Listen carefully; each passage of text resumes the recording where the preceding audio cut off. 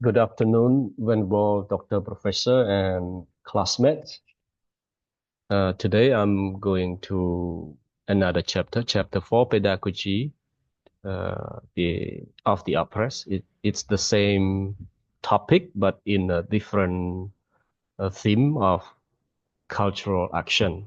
The chapter 3, it's about dialogue, but this is about cultural actions. That is uh, that's deep in the mind or in the past for a long times. So I think it is very difficult to change the traditional methods, traditional teaching because of the cultural actions. There are two terms that we need to know: anti-dialogical versus dialogical. The first one, the former one, is instrument of oppressions, and the latter is the instrument of liberation. So we will dive in this.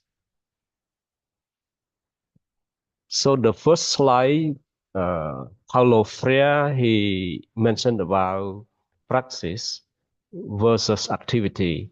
He mentions that praxis is not only mere activity, not only activity, but also action or activity combined with reflection. In order to change the to change thing or to change, we need to reflect on our actions as a human being. And when we reflect by understanding by awareing, by awareness of our own activity, we will find out some of the theory or find out some of the solution to change effectively. This is the first one, the first part that we need to know. And anti-dialogical actions that the oppressors use is the conquest. Conquest is about imposing the objective of the oppressors in order to reduce the people to objects their desire. Second is myth. Myths refer to spreading lies, like we live in a free society, to maintain the status quo, to become fair, to become equal. That is myths, or that is the lies that they impose or they rest into among the society. And division, it is another tactics that oppressors use. Is they keep the they keep the oppressed fragmented to prevent the unity. So unity is not allowed for the oppressor. Another tactic is suppression. This is a crushing movement that awaken the critical consciousness. So for awakening critical consciousness, is the oppressor oppose it because they don't want the people to know their desire, their secret way, or their secret. And next is harmony. Harmony for the oppressors is he promote fair harmony between the class. So they spread the common interest of their own, of the oppressor. So they rest this until the people become aware that, oh, it is a harmony. We are the same, like Pol Pot do, like Hitler do, like Pol Pot did, like people Hitler have done. And last tactic is manipulation and modernization. That is align the mass or all the people with the elite agenda. I mean, inside agenda, or modernizing in ways that benefit a powerful group, not the people. So that is they use the psychology or the manipulation to encourage, to motivate others for their own benefits only. That is that are tactics that oppressors use.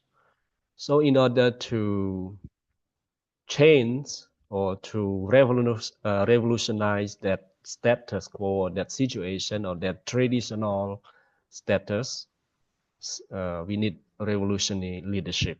So what revolutionary leadership do is uh, embody three principles. The first principle is renunciation. Leader renounce the oppressor class. So reject their ties to the oppressor class. So they don't get along with the oppressors. The second principle is adhesion.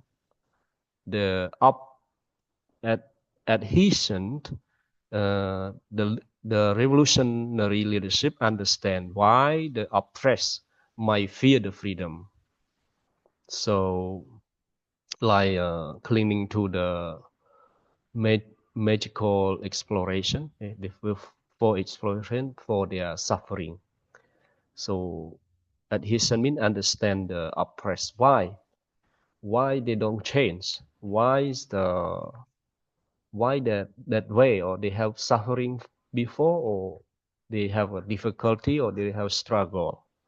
And the third principle is struggle, overcoming the contradiction when oppressor is external, leading the fight against external oppressor while addressing internal contradictions within the oppressed group. So that we have external in prevent the external more operation on the oppressed group, because we are dealing with the oppressed group, reduce the operation from our group and prevent from the outside or the external uh, into the current group or the oppressed group we are dealing with. So this is what the revolutionary leadership should bear in mind for the three principles. So let's go to dialogical theory of actions. Dialogical action flip, or they have a dialogue theory of action with subject, communication, and cooperation. So for the subject meeting, the oppressed and allies collaborating to name and transform the world.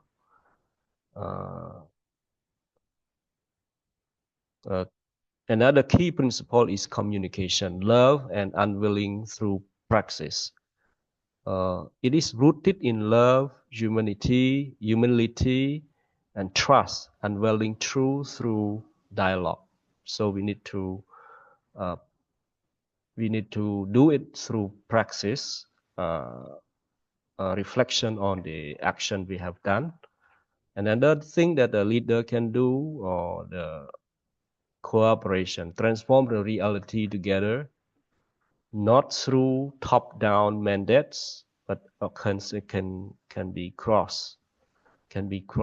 Transform the reality is not top-down, but can be cross, or meditators that need to support and join together. Unity, come back to another key principle, is unity. So cultivating class consciousness to dismantle oppression system. So only you remember the oppressor they afraid of unity.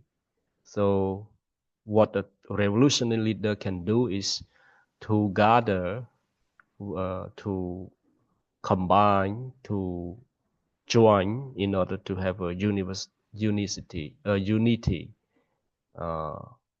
So three key principles that they can do is a class of consciousness, oppressive reality, and cultural actions. So exposing oppressive exposing oppressive reality using cultural tools like education media to spark critical awareness of the class and building solidarity through shared struggle. Revolution isn't just political; it is cultural. Think of the black, think of the idea of Buddhism that we fell in the wrong belief. So it is can be like that. Is the oppressor from the oppressor to the liberations. It is a movement, use or art that we can do to unite the people. Witness and organizations. Organizing for liberation demand something, consistency, aligning words with action, no empty promises. We need to consist. We need to be consistent.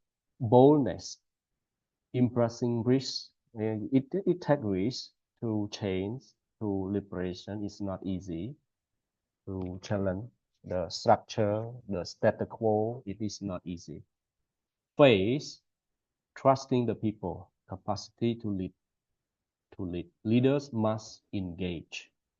Cultural synthesis, belief, merging the grassroots knowledge with the revolutionary theory. This means listening to the oppressed to identify generative sin. So we need to listen and listen to their struggle, to their difficulty, and issue that ignite collective actions like inequality or realism. We need to listen in order to solve those problems. Liberating actions. True liberation isn't solo act. It is the oppressed can build liberating theory alone. It emerged through communion and praxis with the revolutionary leaders. So we need to have leaders and common sense or action and reflection. Dialogical action is the key. Yeah. Cycle of reflection of the action and solidarity. As Priya said, no one liberate anyone else. We liberate ourselves together. This is what Paulo Freire said.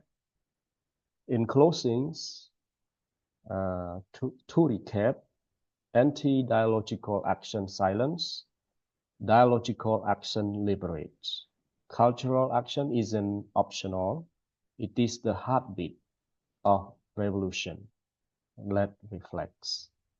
How can we apply this principle in our community? Thank you.